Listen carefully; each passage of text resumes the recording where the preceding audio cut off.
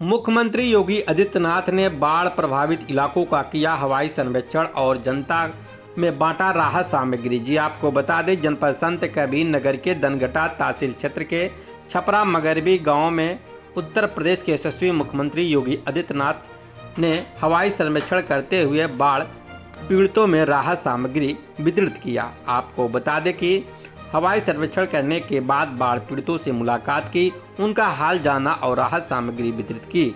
वहीं पर आश्वस्त किया कि हर संकट में सरकार उनके साथ कंधे से कंधा मिलाकर खड़ी है। हवाई सर्वेक्षण, बाढ़ पीड़ितों से मुलाकात और राहत सामग्री वितरित करने के बाद सीएम योगी ने जनता को आश्वस्त करते हुए कहा कि बाढ़ पीड़ितों के लिए पर्याप्त मात्रा में खाद्यान्न व अन्य सामग्री का वितरण कराया जा रहा है।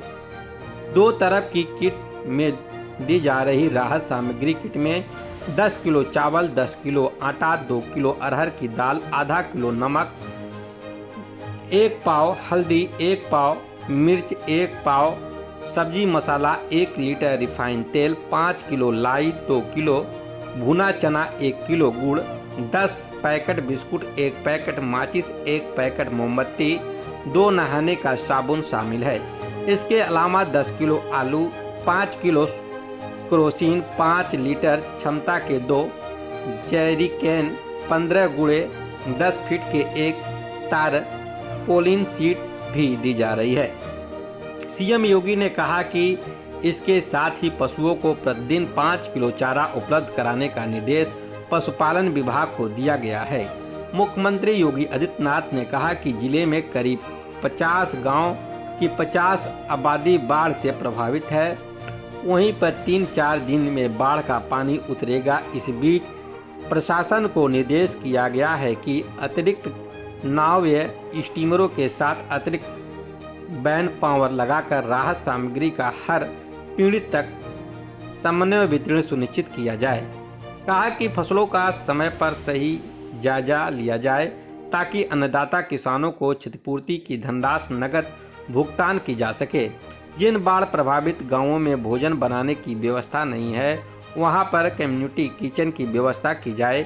यदि गांव में कम्युनिटी किचन उपलब्ध नहीं हो पा रही है तो वहां पर लोगों को सुबह एवं रात्रि में भोजन के पैकेट उपलब्ध कराए जाए। सीएम योगी ने कहा कि आपदा में जिन लोगों ने भी अपने परिजनों को खोया है, उनके प्रति सरकार की पूरी संवेदना है।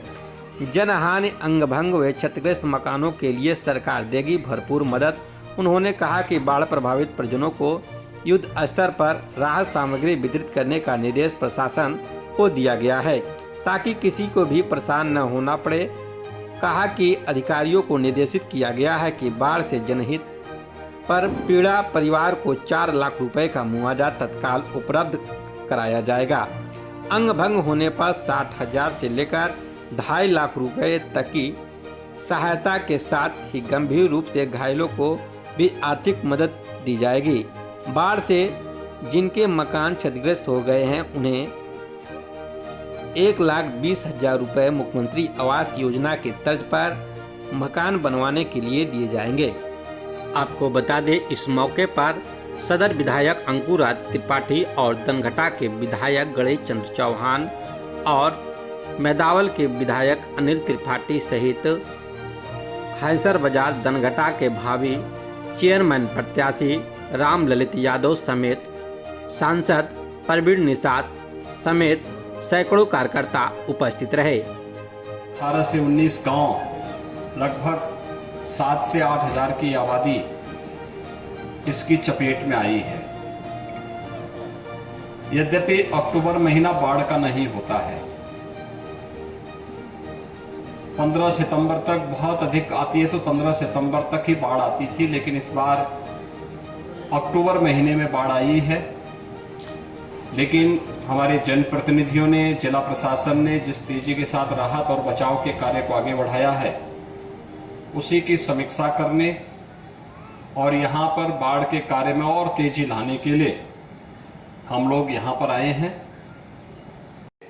5 लीटर केरोसिन, मोमबत्ती, माचिस, बिस्किट, टैबलेट, क्लोरीन के टैबलेट, नहाने का साबुन, ये सभी उपलब्ध करवाने के लिए राहत पैकेट के रूप में उपलब्ध कराने के निर्देश दिए गए हैं। जहां घरों में पानी आ गया है वहां भोजन पैकेट भी दिन में 2 बार कम से कम उपलब्ध करवाने के निर्देश दिए गए हैं।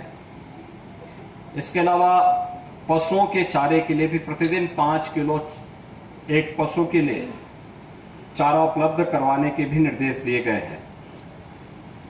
भाइयों बहनों, यह एक त्रासदी है। इसमें पहले सूखे की चपेट में जनपद आया था और सूखे के बाद थोड़ी राहत मिली थी कि अब वह बाढ़ की चपेट में आ गया है। फसलों को तत्काल मैंने जिला प्रशासन से कहा है कि वह फसल का सर्वे कर ले और सर्वे की रिपोर्ट उपलब्ध कराते हुए तत्काल यहां पर बाढ़ राहत के बाद फसलों का मुआवजा हर पीड़ित परिवार को उपलब्ध हो जाए, इसकी व्यवस्था भी हम सुनिश्चित करेंगे।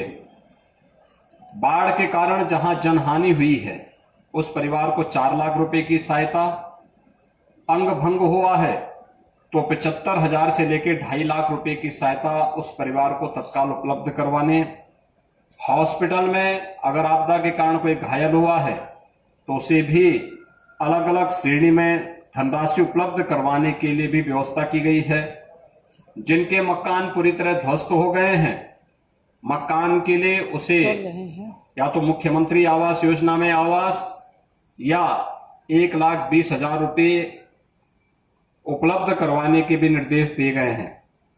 इसके साथ ही कृषि भूमि में जिनकी खेती खड़ी फसल नष्ट हुई है उन्हें भी प्रति हेक्टेयर 18,000 रुपए की राशि उपलब्ध करवाने के निर्देश दिए गए हैं।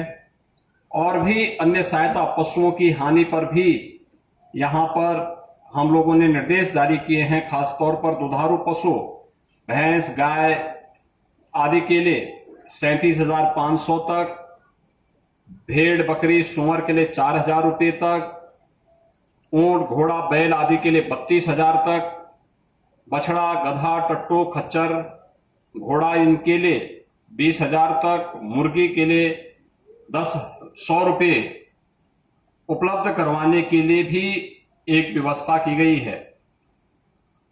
मैं आप सबको आज के इस अवसर पर यह आश्वस्त करने के लिए आया हूं कि संकट की इस घड़ी में सरकार केंद्र और राज्य दोनों आपके साथ में है। मैंने अभी जिलाधिकारी से यह कहा है कि तटबंध के उस पार जितने गांव हैं, अगर उन्हें हम तटबंध के इधर कहीं बसाने की व्यवस्था कर सकते हैं तो हमें उस पर भी विचार करना चाहिए, जिससे हर वर्ष आने वाली बाढ़ की त्रासदी से इन लोगों को बचाया जा सके।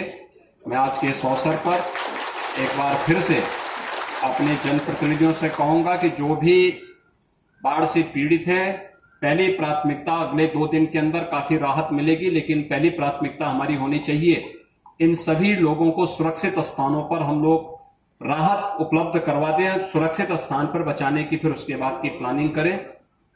इसके बाद स्वच्छता और सैनिटाइजेशन का भी कार्यक्रम चलाएं। दीपावली के पहले पहले बीमारी ना आए, इसके लिए स्वच्छता के विशेष कार्यक्रम करना, छिड़काव के कार्यक्रम को करना, जहां पर पेयजल